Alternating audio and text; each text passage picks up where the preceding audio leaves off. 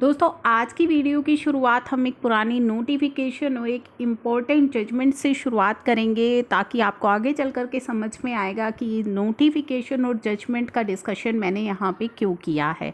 जी हाँ दोस्तों, काफ़ी इम्पॉर्टेंट है ये वीडियो, इसको एंड तक ज़रूर देखिएगा।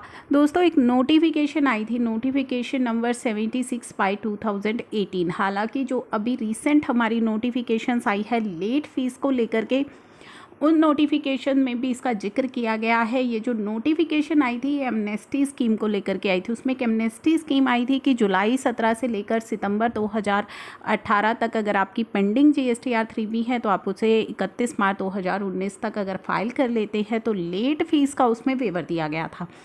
अभी हमने ये नोटिफिकेशन तो देखी है, नोटिफिकेशन नंबर 9/2021। इसके अंदर भी जो लिखा गया है, in exercise of power conferred by section 128 की पावर को यूज़ करते हुए गवर्नमेंट ने काउंसिल की रिकमेंडेशन से make the following amendment in the notification of India, notification number 76/2017। तो यहाँ पे गवर्नमेंट ने क्या किया है, काउंसिल की रिकमेंडेशन से कुछ अमेंडमेंट की है नोटिफिकेशन नंबर 76/2018 में, जो कि 31 दिसंबर को आई थी। और उस नोटिफिकेशन के अकॉर्डिंग GSTR 3B की जो लेट फीस है उसमें आपको कुछ वेवर दिया गया है। क्या वेवर दिया गया है?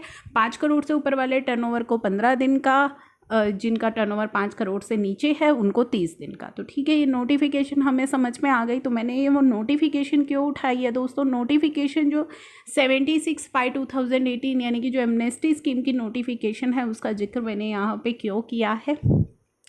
दोस्तों वो नोटिफिकेशन आई और उस नोटिफिकेशन के आने के बाद जो GST पोर्टल है, GST पोर्टल पर जो डेट्स हैं वो सारी डेट्स आपको शो होने लगी 31 मार्च 2019।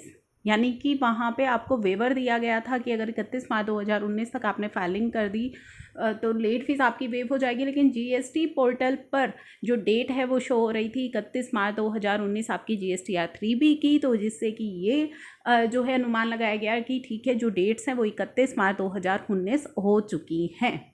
और अकॉर्डिंगली सबने अपनी रिटर्न फाइल करनी स्टार्ट करी। 31 मार्च 2019 को ड्यू डेट मानकर फाइलिंग करनी स्टार्ट करी। और उसके बाद दोस्तों जिन्होंने 2 दिन भी ऊपर किए तो उन्होंने 31 मार्च 2019 को ड्यू डेट मान करके 2 दिन का अपना लेट फी पे कर दिया। और उसके बाद जो है परेशानी अब ये हुई कि पोर्टल पर जो वो डेट रिफ्लेक्ट हो रही थी 31 मार्च 2019, सबने उनको ड्यू डेट्स मान लिया। हालांकि वो ड्यू डेट्स नहीं थी, यानी कि एक्सटेंडेड डेट्स नहीं थी। और सेम प्रॉब्लम हमारी अभी हो रही है। हमारा पोर्टल हमें, जैसा कि मैंने अपनी वीडियो में दिखाया, 19 जून को जो है ड्यू डेट दिखा रहा है, लेकिन दोस्तों वो ड्यू डेट नहीं है। सेम प्रॉब्लम उस समय भी हुई थी।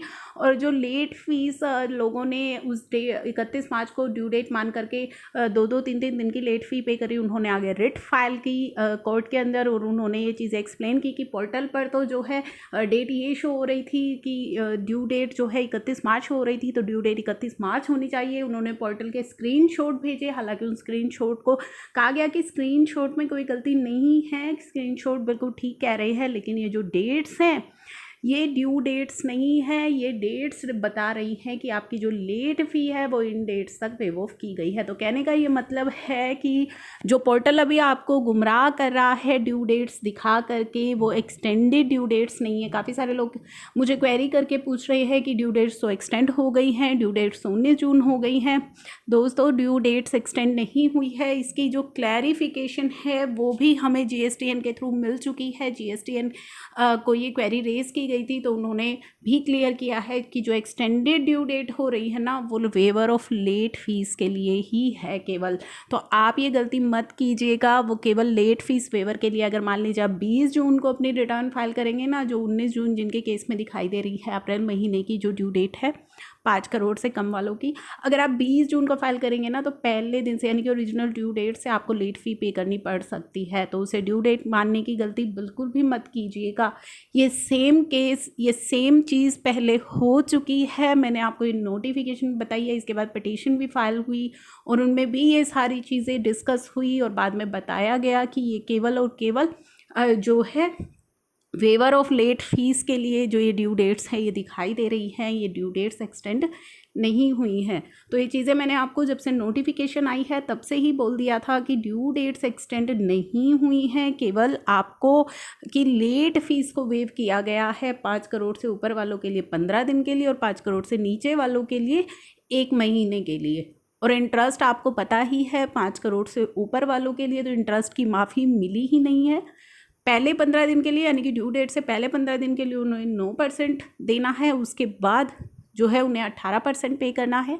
5 करोड़ से कम वालों के लिए पहले 15 दिन आपको कोई इंटरेस्ट नहीं देना है, उसके बाद के 15 दिन 9% और फिर 18%। तो दोस्तों यही सब चीज़ें हैं जो मैं शुरू से आपको बोल रही हूँ। इंस्टेंट मुझे काफ़ी सारी क्वेरीज आ रही हैं, तो उन सभी चीज़ों को अब जो है GSTN ने भी क्लियर कर दिया है। तो आई होप इसके बाद आपके कोई डाउट्स नहीं होंगे।